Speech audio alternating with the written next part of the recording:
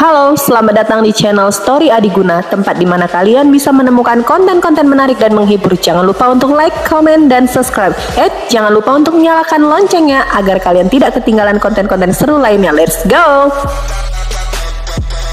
Bab 306, itu 10.000. Ye Chen menambahkan 9.000 lagi, dan menyerahkannya kepada lelaki tua berbaju ungu.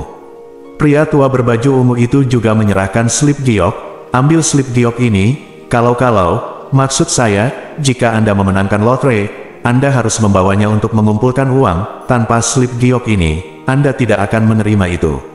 Petik 2, dimengerti. Ye Chen terkekeh, mengambil slip giok, berbalik dan berjalan pergi. Di belakangnya ada sepasang mata seperti idiot. Setelah bertaruh, dia tidak pergi, tetapi melihat ke kiri dan ke kanan di rumah judi. Tata letak di sini cukup unik, dan datang ke sini untuk berjudi adalah semacam kesenangan. Tidak buruk, sangat bagus. Ye Chen menyentuh dagunya. Ayo, bertaruh besar dan bayar besar, bertaruh kecil dan bayar kecil, putuskan pikiranmu dan lepaskan, selesaikan dan lepaskan. Di tengah jalan, di meja di sebelahnya, sebuah pria kurus seperti monyet berteriak gembira. Ye Chen meliriknya, dan membungkuk, juga ingin melihat bagaimana para biksu berjudi. Melihat lebih dekat, sudut mulutnya tidak bisa menahan diri untuk tidak berkedut, melempar dadu. Iya, itu benar-benar melempar dadu, dan lelaki kurus seperti monyet itu mengocok dadu dengan cara yang layak. Omong kosong ini segar. Ye Chen menyentuh dagunya tanpa sadar, penggarap juga berjudi seperti ini. Jika Anda memiliki mata ketiga, Anda dapat melihatnya sekilas. Bahkan jika Anda tidak dapat melihatnya, Anda dapat mendengar itu. Aku tidak mengerti. Mendengar Ye Chen bergumam, orang di sebelahnya mau tidak mau melirik Ye Chen. Belum lagi, Ye Chen pernah melihat orang ini sebelumnya. Bukankah itu hanya yang besar pria gemuk yang menabraknya sebelumnya? Kenapa? Ada apa lagi? Ye Chen menatap pria gendut itu dengan curiga. Tentu saja ada caranya. Menurutmu rumah judi itu bodoh? Kata lelaki gendut itu sambil menunjuk ke meja judi. Apakah kamu melihat bahwa ada batasan di meja judi ini? Itu adalah pesona kecil, kekuatan magis dari biksu. Di ini tidak digunakan di sini, dan mangkuk besar berisi dadu juga merupakan senjata spiritual khusus. Semua kekuatan gaib para biksu tidak berguna, bahkan mata langit tidak dapat melihat melalui ukuran dadu. Petik 2, kalau begitu kamu tidak takut curang di kasino? Begitu banyak orang yang menonton, apakah mereka berani? Kecuali jika kasino tidak mau dibuka. Petik 2, ini menarik. Ye Chen menyentuh dagunya. Ayo, aku berani bertaruh besar. Pria gemuk besar itu sudah melempar tas penyimpanan. Aku tidak bisa melihat melalui mata langit. Aku tidak tahu apakah mata para dewa bisa melihat. Ye Chen bergumam dengan suara rendah, membuka mata para dewa, dan menatap mangkuk besar itu, di atas meja judi yang baru saja melempar dadu. Tak perlu dikatakan, dia melihat sekilas melalui mangkuk besar, dan dapat dengan jelas melihat 3 dadu yang terbuat dari batu giok kristal di dalam mangkuk, dan bahkan lebih jelas lagi melihat jumlah dadu, 1, 2, 3, 6, kecil. Hariku, ini akan segera dirilis. Mata Ye Chen tiba-tiba menjadi cerah, sepertinya aku telah melihat gunung batu spiritual. Buka, 1, 2, 3, jam 6, kecil. Titik. Ye Chen diam-diam senang. Pria kurus seperti monyet itu telah membuka mangkuk besar. Poin dari 3 dadu sama seperti yang dilihat Ye Chen, dan dealer tidak curang. Sialan, pria gemuk besar di samping mulai mengutuk lagi. Matanya merah ketika dia sudah kalah. Saya benar-benar melihat hantu. Saya masih muda. Seperti dia, pelecehan terus datang dan pergi. Kebanyakan dari mereka adalah pecundang.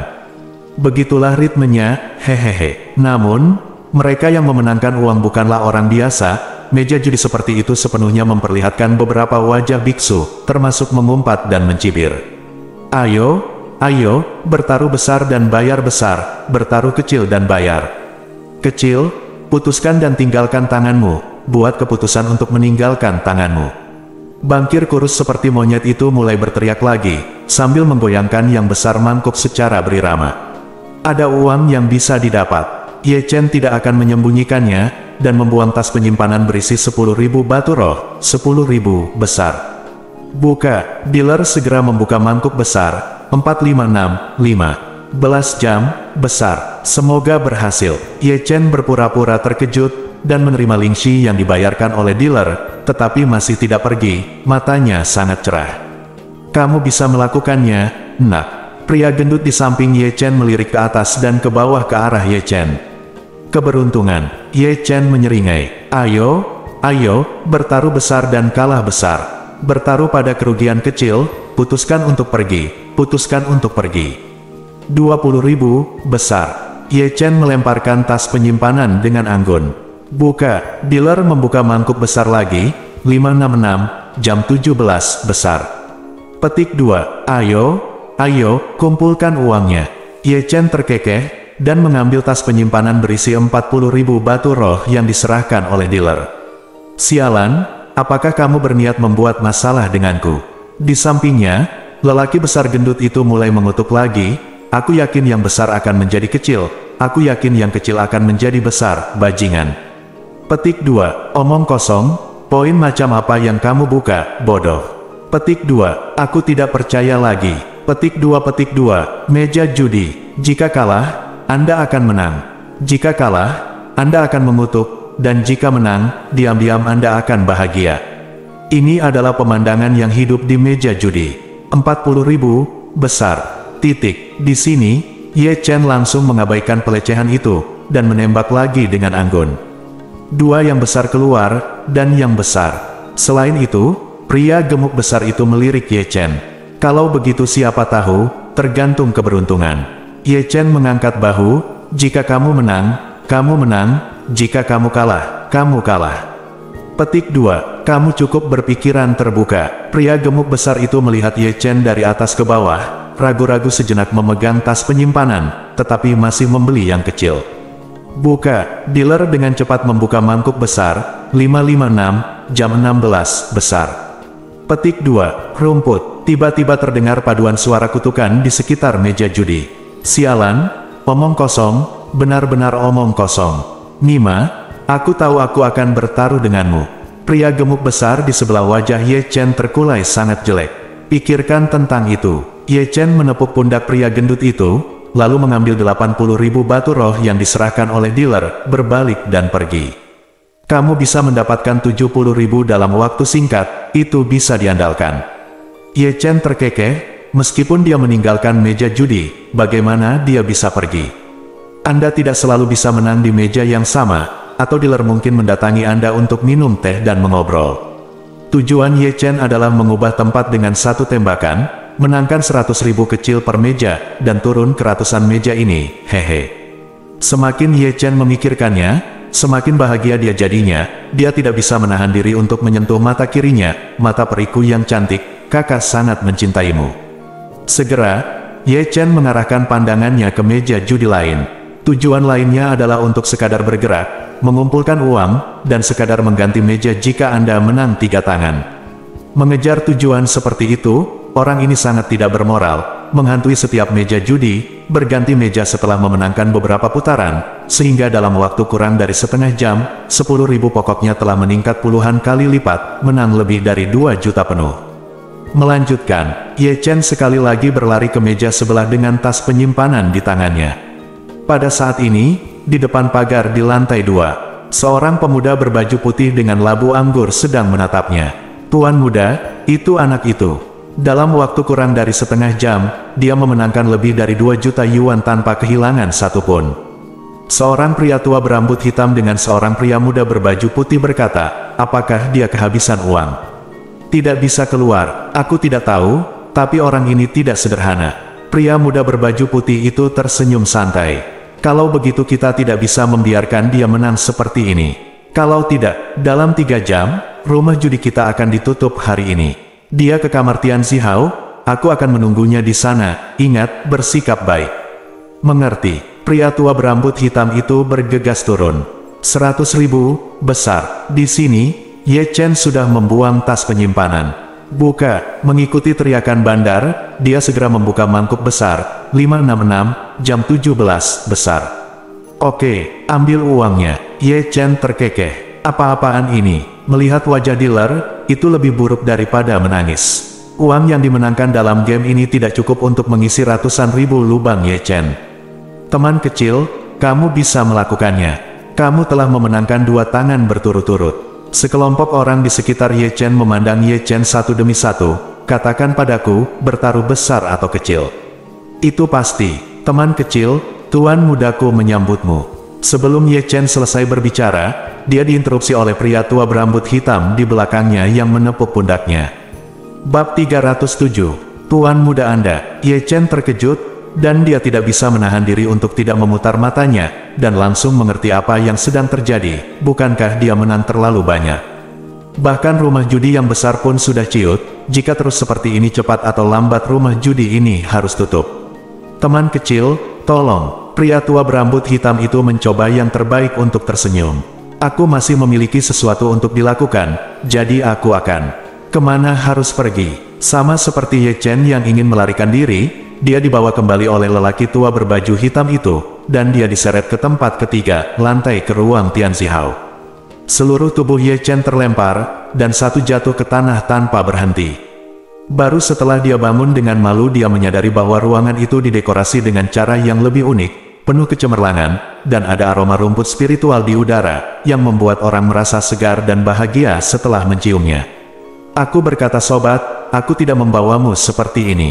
Segera, sebuah suara terdengar, itu adalah pemuda berbaju putih dengan labu anggur. Apa yang aku lakukan? Meskipun dia tahu apa yang dibicarakan pemuda berbaju putih itu, Ye Chen menggelengkan kepalanya dan berpura-pura bodoh. Saya memenangkan lebih dari 2 juta yuan dari saya dalam waktu kurang dari setengah jam. Bukankah itu terlalu kasar? Itu pelanggaran kita. Pria muda berbaju putih tersenyum, kita ditakdirkan untuk bertemu satu sama lain. Aku tidak tahu apakah kamu bisa mentraktirku dengan minuman. Kamu tidak akan meracuniku dengan anggur. Kamu Chen batuk kering, tapi tetap duduk. Beri aku 10 nyali, dan aku tidak akan berani berada di Pil City. Itu benar, di dasar langit. Pemuda berbaju putih itu menuangkan segelas anggur untuk Ye Chen sendiri, dan melihat pada Ye Chen sambil tersenyum, aku tidak tahu kamu panggil apa teman-temanku. Panggil saja aku Chen Ye. Ye Chen menyeringai. Rekan Daois Chen Ye. Setelah minum segelas anggur, Ling Xiao terbatuk dengan datar. Tolong angkat tangan dan pergi ke rumah judi lain untuk memainkan beberapa permainan. Kami benar-benar tidak tahan dengan masalahmu. Jangan, tanda seru. Apakah saya ingin memainkan 2 permainan lagi? Jika Anda memainkan 2 permainan lagi, toko judi saya harus ditutup. Ling Xiao menggosok alisnya dengan keras, kurang dari BR lebih besar dari. Kalau begitu aku tidak peduli, aku hanya suka bermain di sini. Ye Chen tampak mati seperti babi dan tidak takut air mendidih. Apakah menurutmu ini bagus? Ling Xiao menuangkan segelas anggur untuk Ye Chen, dan menatap Ye Chen sambil tersenyum.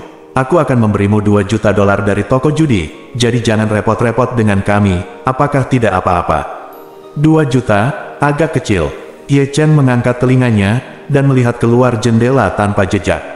Melihat Ye Chen seperti ini, Ling Xiao menahan keinginan untuk memukul seseorang, tetapi tetap tersenyum. Baiklah, aku akan memberimu nama di rumah judi, dan kamu tidak perlu melakukan apapun.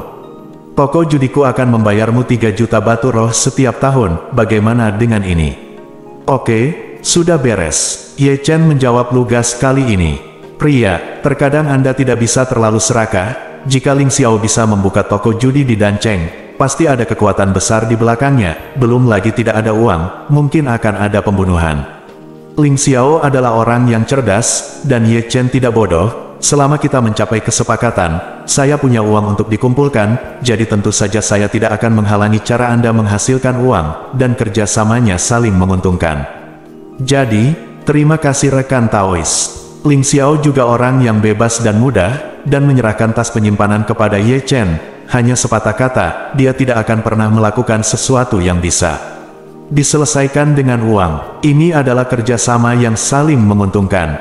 Ye Chen terkekeh, mengambil tas penyimpanan dengan goyah, dan masih membuka mulutnya, melihat ke dalam, tetapi hanya ada 2 juta batu roh.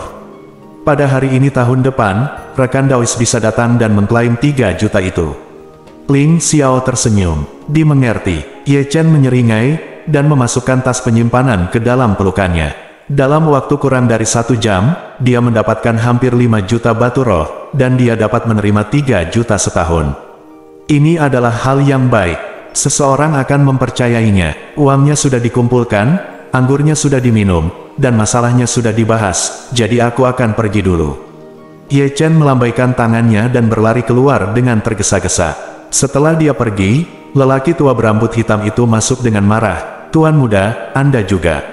Bagaimana dengan saya? Ling Xiao menggelengkan kepalanya tanpa daya, dia harus memiliki mata khusus untuk melihat melalui dadu.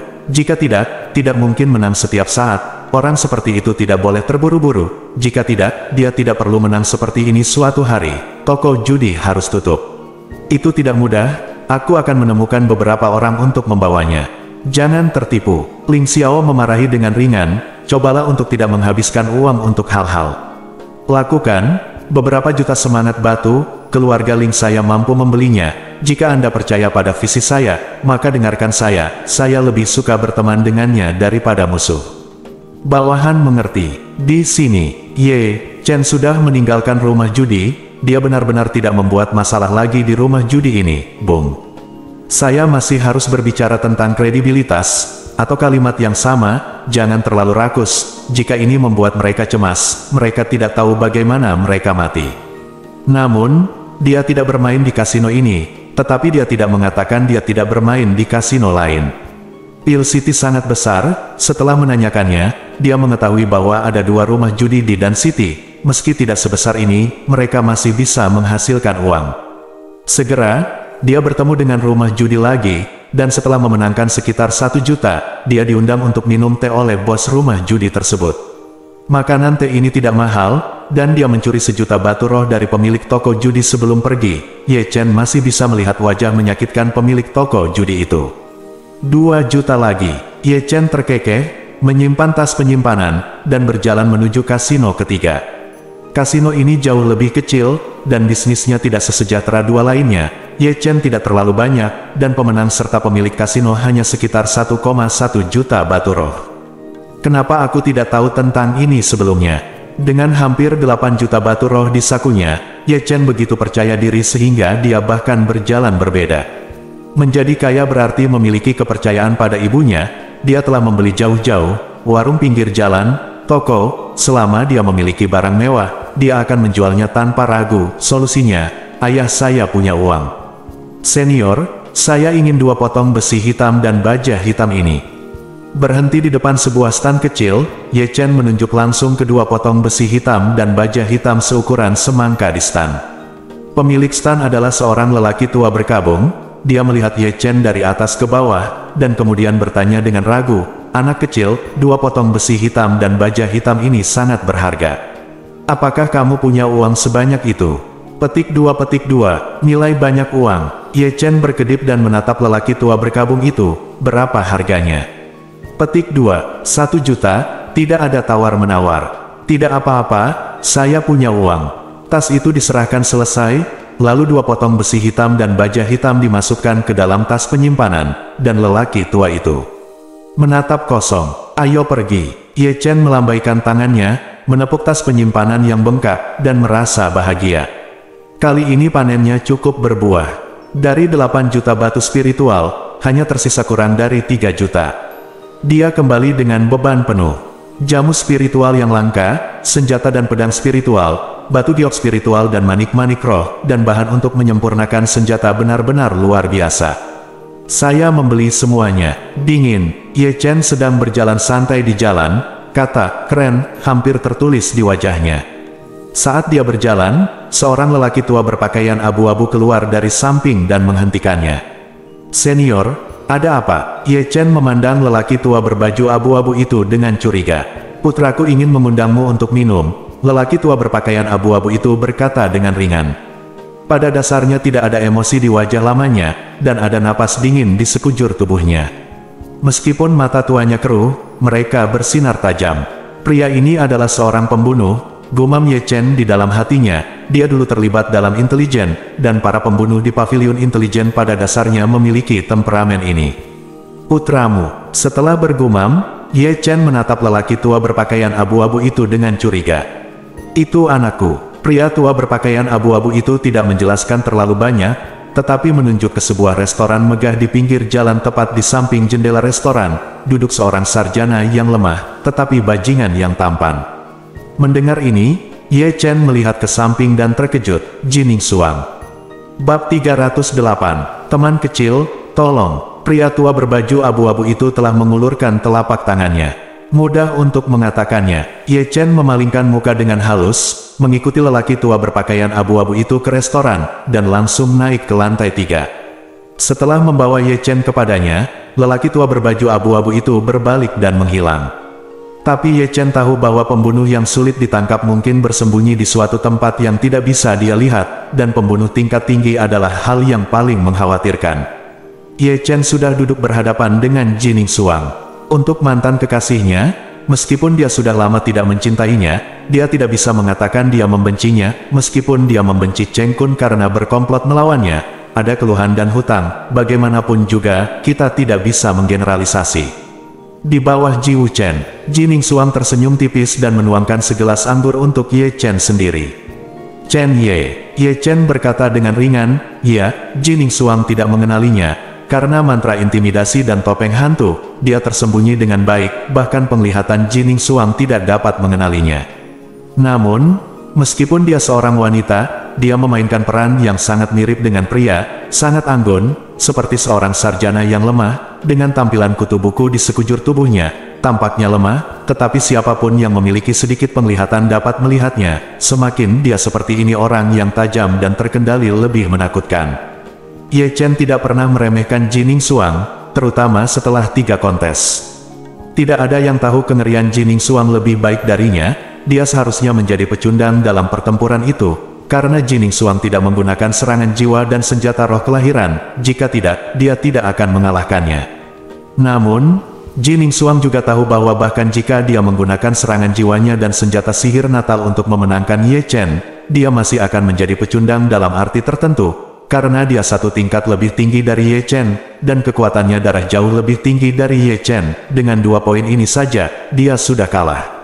Saat ini, ketika mereka duduk bersama, dia masih mengenalnya, tetapi dia masih tidak mengenalnya. Pada saat itu, yang disebut menang atau kalah tidak lagi penting, dan hubungan di masa lalu telah sepenuhnya berakhir dengan akhir dari 3 kompetisi besar.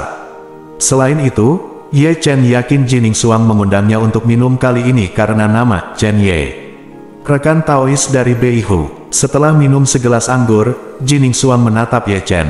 Saya adalah tuan muda dari keluarga Hao Tian di Chu Utara. Ye Chen dengan santai berbicara tentang sebuah keluarga yang mungkin tidak ada sama sekali, semuanya untuk tujuan menutupi. Bagaimanapun, Dacu sangat besar, dan ada banyak keluarga tersembunyi. Anda dapat memeriksanya sesuka Anda.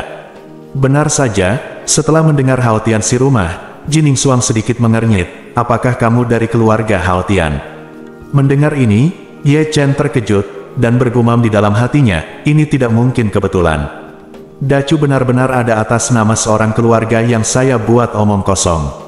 Petik 2. Sejauh yang saya tahu, tidak ada alkemis dalam keluarga Hao Tian di Chu Utara.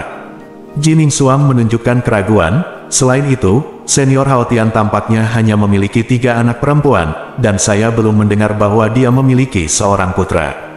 Terlalu sedikit untuk diketahui. Ye Chen bermain menembus 3 poin.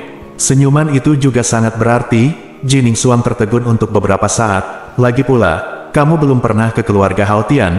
Lagi pula, aku punya topeng hantu dan mantra intimidasi untuk menyembunyikan identitasku. Jadi mengapa tidak biarkan aku menyombongkan diri? Jadi, aku sangat bodoh. Jining Xuang tersenyum. Sejujurnya, rekan Daois, aku pernah punya teman lama bernama Chen Ye. Oh, Ye Chen pura-pura terkejut. Teman Daois. Kamu tidak akan karena aku itu nama yang sama dengan teman lamamu, jadi mengapa kamu mengundangku untuk minum? Jika demikian, aku benar-benar telah memenangkan kehormatan teman lamamu. Petik 2. Jining Xuang menyesap anggurnya. Kamu sangat dekat dengannya seperti. Petik 2. Itu benar-benar kebetulan. Benar-benar kebetulan. Jining Xuang tidak mengatakan kalimat ini, tetapi datang dari satu sisi. Ye Chen melihat ke samping tanpa sadar, hanya untuk menemukan bahwa sekelompok 4 orang sedang berjalan ke arah mereka. Keempat orang ini, jika Anda melihat lebih dekat, bukankah mereka Sun Woyan, perawan suci festival Qixi, Chen Rongyun, tuan muda kota Jianjian, Li Zhang, tuan muda dari keluarga Beihai, dan Wei Wenzuo, tuan muda dari keluarga Xuantian. Ayo, duduk di sana. Wei Wenzuo dengan sadar menarik Ye Chen dan meletakkannya di samping Jining Xuang, sementara pria ini duduk di kursinya dengan sadar, dan setelah duduk, dia masih duduk di sana. Jangan lupa untuk melihat Ye Chen dan Jining Xuang, minumlah bersama, kamu tidak keberatan. Tidak apa-apa, wajah Ye Chen menjadi gelap. Jangan terlalu pelit. Sun Woyan, perawan suci dari festival Qixi, telah duduk, alangkah baiknya memiliki seorang wanita cantik untuk menemanimu minum. Aku juga tidak keberatan. Li Zhang juga duduk, benar-benar tidak keberatan, dan mereka menuangkannya sendiri. Aku sangat tampan, kamu seharusnya merasa terhormat. Chen Rongyun juga duduk, dan sebelum dia duduk, semua gerakan ikoniknya sama. Tidak apa-apa datang ke sini sebagai tamu, kata Jining Xuang dengan ringan. Lihat dia. Sun Woyan melirik Ye Chen, lalu mengedipkan matanya yang indah dan menatap Jining Xuang. Siapa nama rekan Tao ini? Ji Wu Chen, menikahi seorang putri ipar. Apakah Anda ingin saya memperkenalkan Anda dengan satu?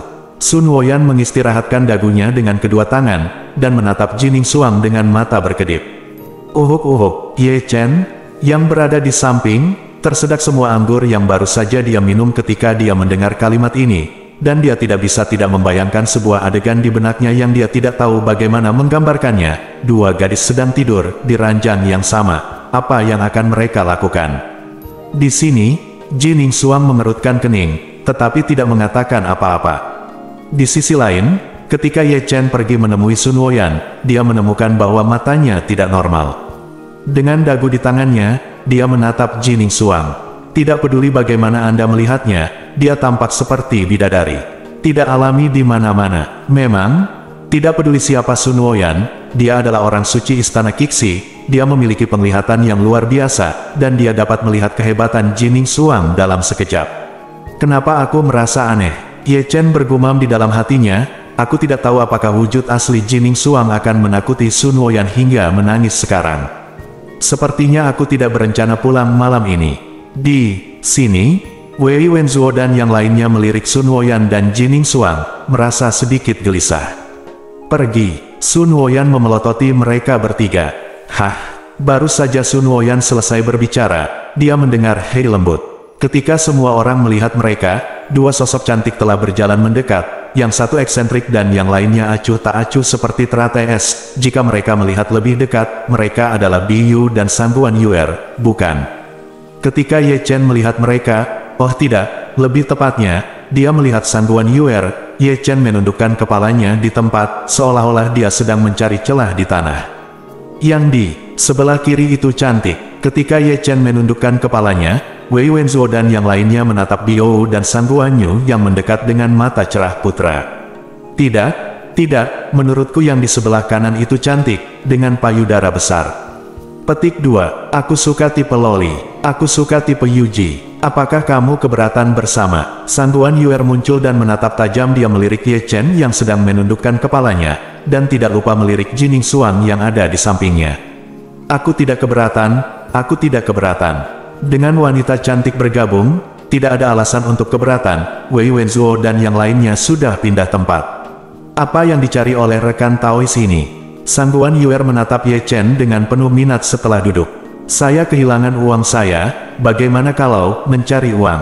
Ye Chen tertawa datar. Uang. Dengan kata-katanya, Wei Wenzuo dan yang lainnya semua menundukkan kepala. Terlebih lagi, kepala mereka hampir berada di bawah meja. Kenapa begitu hidup? Segera, sebuah suara ringan terdengar. Ketika semua orang melihatnya, seorang gadis berusia 12 atau 13 tahun telah melompat-lompat, seperti peri, murni dan polos, diukir dengan batu giok, sangat imut. Gadis ini, jika dilihat lebih dekat, itu bukan Luosi. Dia tidak datang sendirian, dan dia diikuti oleh dua pelindung bunga. Tentu saja, mereka adalah Li Yuanyang dari Sekte Zhengyang dan Yuan Xi dari Sekte Qingyun. Oh, aku pergi. Ye Chen tidak bisa menahan diri untuk tidak menggosok bagian tengah alisnya, merasa hari ini benar-benar hari yang istimewa.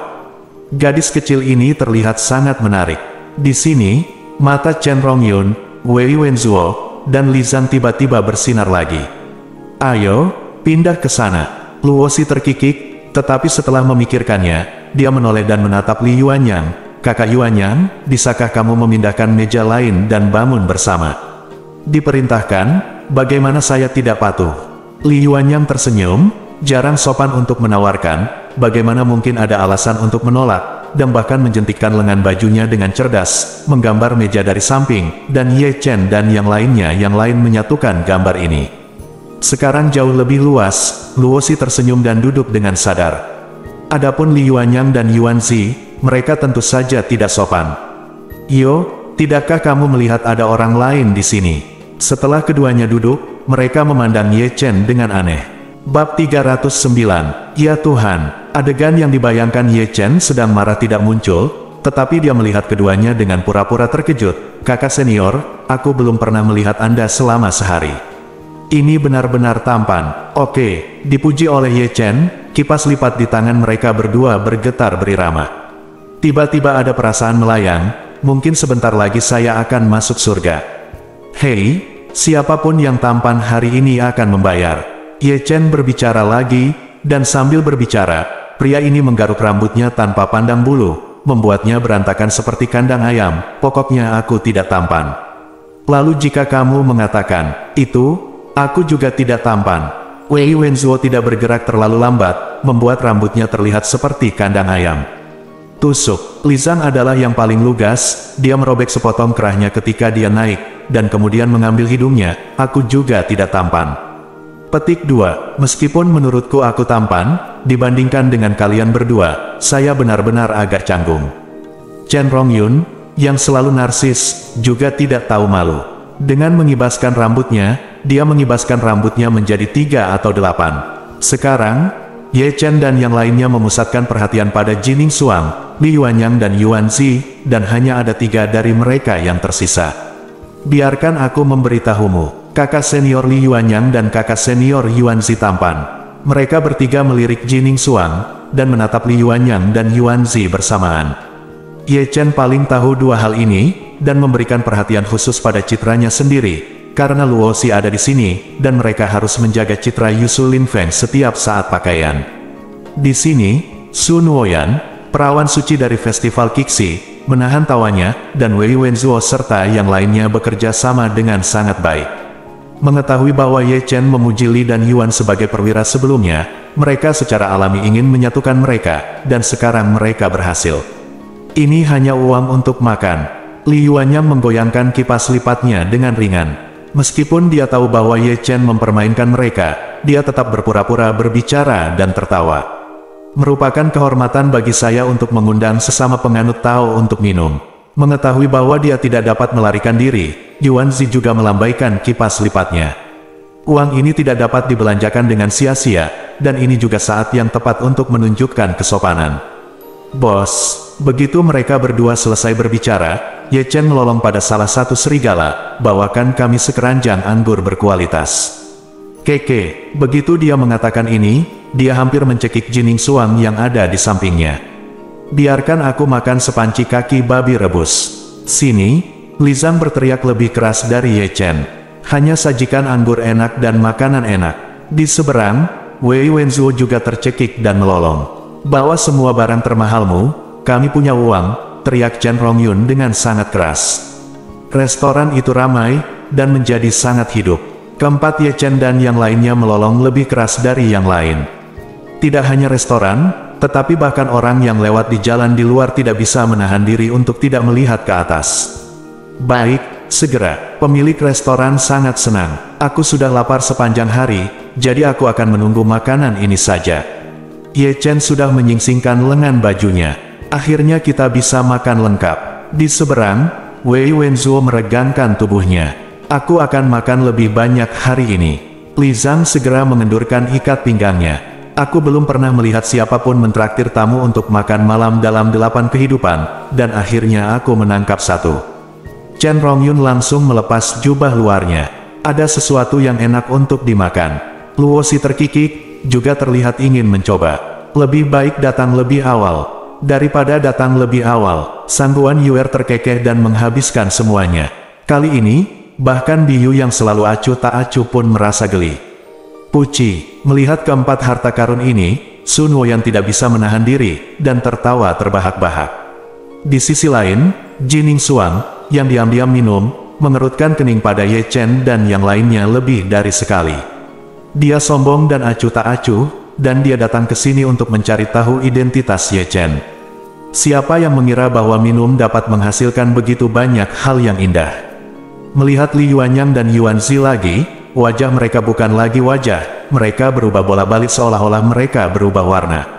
Sebelumnya, mereka secara kasar menghitung bahwa makanan ini akan menelan biaya puluhan ribu, dan setiap orang akan makan puluhan ribu. Ini bukan suguhan makan malam.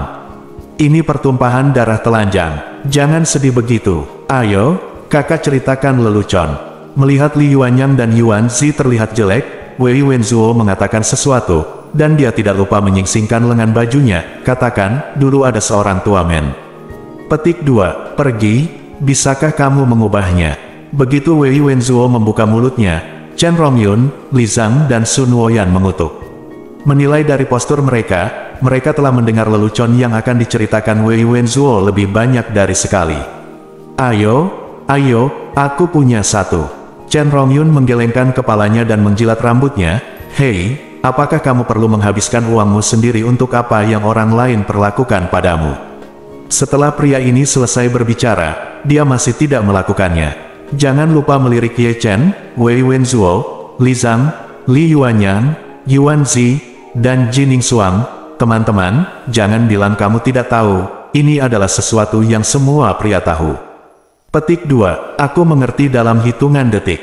Ye Chen melakukan hal yang sama. Uhuk, hanya Li Yuanyang dan Yuan Zi yang batuk kering. Meskipun mereka mengetahuinya, mereka berpura-pura tidak memahaminya sama sekali untuk membangkitkan selera mereka.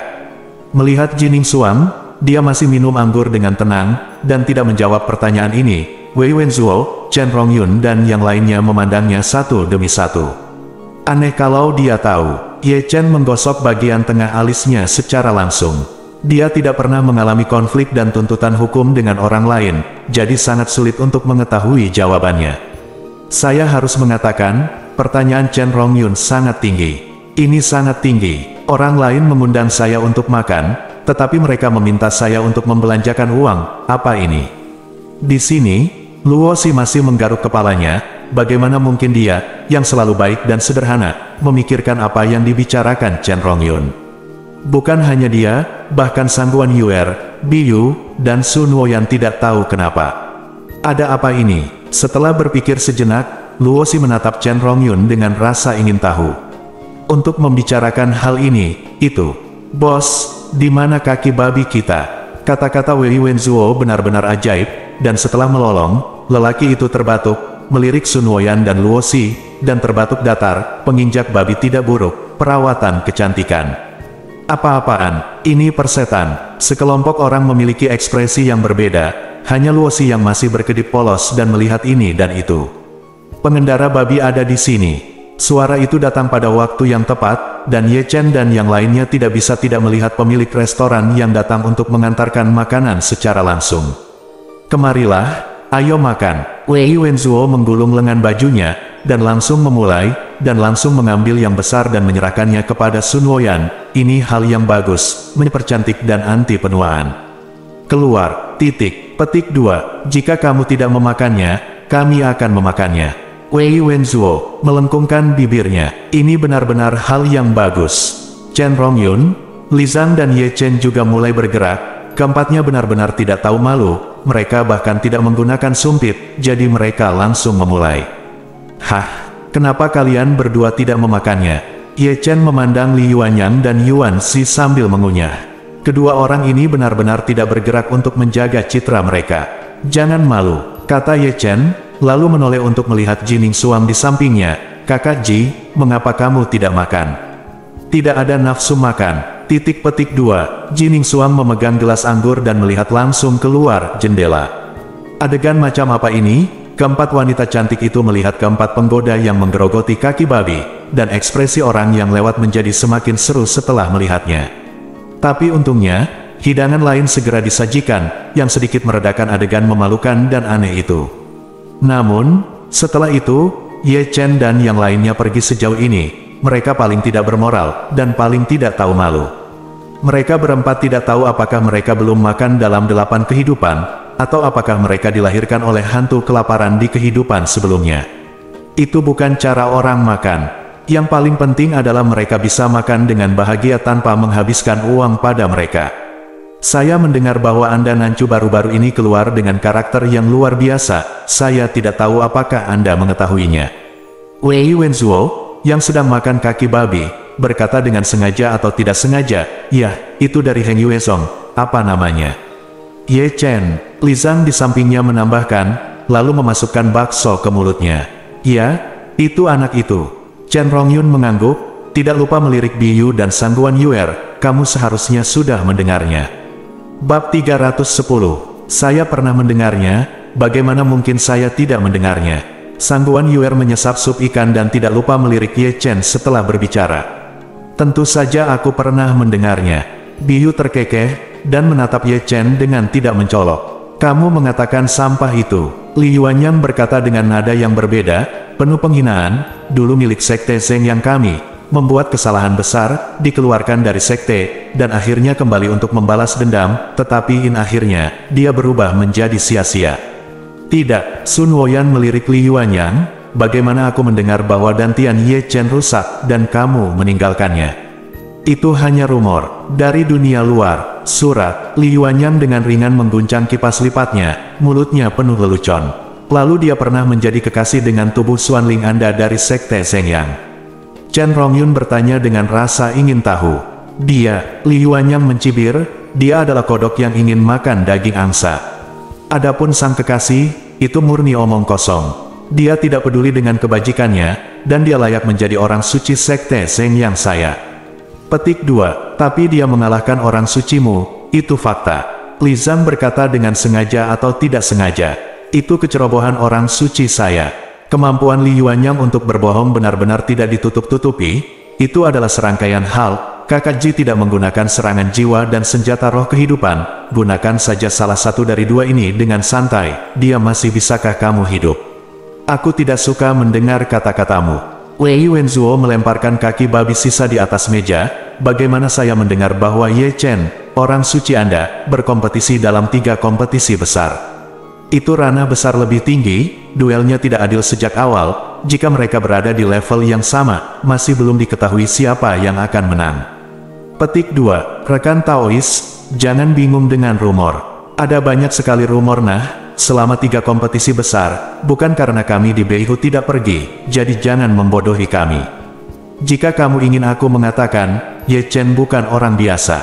Li Zhang menghela nafas, dia menderita luka yang begitu serius, dan bahkan memakan pil korosi tulang Wen secara tidak sengaja, jadi dia tidak mati, dia bisa disebut sebagai monster. Pergi ke Heng Yue untuk jalan-jalan besok, aku ingin bertemu saudara dewa itu. Wei Wenzuo sambil mendesah, "Sekte Zhengyang Anda benar-benar tidak terlalu otentik." Chen Rongyun melirik Li Yuanyang, "Sayang sekali untuk seorang jenius kelas dunia." Beberapa orang saling berkata, di samping, Biyu dan Sangguan Yuer, yang mengetahui identitas asli Ye Chen dan Jining Xuang, memandangi mereka lebih dari sekali. Tapi Ye Chen harus makan makanannya, dan mengabaikan diskusi mereka, tapi Jining Xuang mengatupkan bibirnya beberapa kali. Rumor mereka sudah sampai ke Beihu, tapi sebagai pendengar, orang bisa membayangkan suasana hatinya. Saya tidak tahu ekspresi seperti apa yang akan dimiliki Wei Wenzuo dan yang lainnya jika mereka tahu bahwa Ye Chen duduk di seberangnya. Saya tidak tahu ekspresi seperti apa yang akan dimiliki Li Yuanyang jika dia tahu bahwa orang yang duduk di sebelah Ye Chen adalah Jining Xuang. Saya tidak tahu ekspresi seperti apa yang akan mereka miliki jika mereka tahu bahwa 2 protagonis yang mereka bicarakan ada di sini. Bang, bang. Selanjutnya, lantai 2 restoran menjadi jauh lebih hidup. Satu demi satu toples nektar halus dan anggur embun giok dibawa. Ye Chen dan yang lainnya langsung membawa toples anggur untuk mengeringkannya. Setelah minum toples anggur hancur berkeping-keping. "Aku akan pergi dulu." Saat malam semakin larut, Jining Xuang adalah orang pertama yang bangun. Dia berbicara dengan sikap acuh tak acuh, dan menghilang dalam sekejap mata. Sebelum pergi, dia masih memandangi dengan penuh arti. "Ye Chen, ayo pergi melacur, pergi melacur." Begitu Jining Xuang pergi, Wei Wenzuo berdiri dengan goyah. "Ini hubungan yang baik, aku juga akan pergi." Sun Woyan juga berdiri. "Apa yang kamu lakukan sebagai seorang wanita?" Chen Rongyun mengambil hidungnya. Aku akan menawar untukmu. Kalau begitu ayo tidur. Li Zhang menggerakkan sudut mulutnya, dan mereka bertiga menyatukan bahu mereka. Sebelum pergi, dia masih melambai kepada Ye Chen, sampai jumpa besok. Petik 2. Setelah keempatnya pergi, orang lain muncul, mengenakan pakaian putih, tampak seperti gadis peri. Setelah diperiksa lebih dekat, itu tidak lain adalah Xuan Fei. Hah, kakak senior. Melihat Xuan No mendekat, mata Luosi langsung berbinar, wajah kecilnya memerah karena minum, dan dia sedikit terguncang bahkan ketika dia berdiri. Pulanglah. Xuan Fei menarik napas dalam-dalam dan menahan Luosi. Ya, Luosi terkikik dan menoleh. Kakak Chen Ye, kembalilah ke Dan Mansion bersama kami. Lupakan saja, sepertinya ada seseorang di Dan Manor yang tidak terlalu menyukaiku. Ye Chen menggertakkan giginya, berkata dengan santai. Senang mengetahuinya, Xuan Fei melirik Ye Chen dengan acuh tak acuh, dan pergi bersama Luosi. Li Yuanyang dan Yuanzi juga bangkit untuk mengikuti, dan sebelum pergi, mereka masih tidak lupa menatap tajam Ye Chen. Jangan lupa bayar tagihannya. Suara Ye Chen datang dari belakang, kata-katanya hampir membuat mereka berdua muntah darah. Setelah mereka pergi, Ye Chen mengedarkan energi aslinya untuk melarutkan alkohol, dan senyum di wajahnya menghilang dengan kecepatan yang terlihat dengan mata telanjang. Apakah kamu senang minum hari ini? Sang Guan Yuer mengistirahatkan dagunya dengan kedua tangan, menatap Ye Chen dengan penuh minat. Hidup hanyalah sebuah permainan, aku tidak akan memainkannya. Ye Chen berdiri dengan garang, dan menggeliat dengan ganas. Apakah dia sudah menemukan identitasmu yang sebenarnya? Biyu menatap Ye Chen dan berbisik. Apakah menurutmu dia akan tetap duduk di sini jika dia tahu identitasku? Ye Chen tersenyum santai, jangan khawatir, aku memiliki mantra intimidasi di tubuhku, dan aku memakai topeng hantu.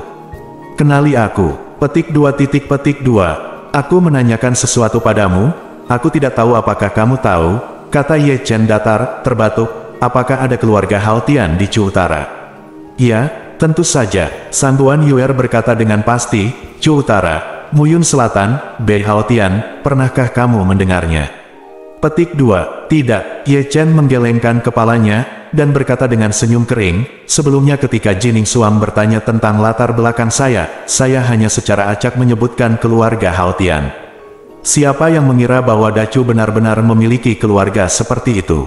Saya sangat cerdas sehingga saya hampir membocorkan rahasiaku. Ini adalah keluarga pertapa. Biyu sepertinya juga mengetahuinya, dan menjelaskan, mengenai asal-usul mereka, sangat misterius. Semua orang di keluarga mengambil Hao Tian sebagai nama belakang mereka. Nama belakang ganda adalah Hao Tian, nama keluarga yang aneh. Ye Chen tertegun. Itu sebabnya, kamu sekarang Hao Tian Chenyai. Sang Guan Yuer mengangkat bahu, aku tidak tahu bagaimana reaksi keluarga Hao Tian ketika mereka mengetahuinya. Kecelakaan, murni kecelakaan. Ye Chen menggosok alisnya dengan keras. Ayo pergi. Biyu adalah yang pertama bangun, dan Sang Guan Yuer juga menggeliat dan mengikuti. Saat itu benar-benar larut malam, tetapi jalan-jalan di Dancheng ramai seperti biasanya, dan kios-kios pinggir jalan masih banyak. Berjalan di jalan yang ramai, suasana mereka bertiga menjadi sedikit aneh. Biyu di sebelah kiri tidak berbicara, dan Sang Guan Yuer di sebelah kanan juga menundukkan kepalanya dan diam, terkadang mengerucutkan bibirnya. Ye Chen adalah yang paling tertekan, dia melirik ini dan itu, dan secara sadar tetap diam. Pada titik tertentu, dia mengambil kesempatan untuk menyelinap pergi. Melihat Ye Chen pergi, Sang Guan Yuer mengatupkan bibirnya lagi, dan menatap Biou, kakak Biou, kamu tidak keberatan jika aku juga jatuh cinta dengan kekasihmu.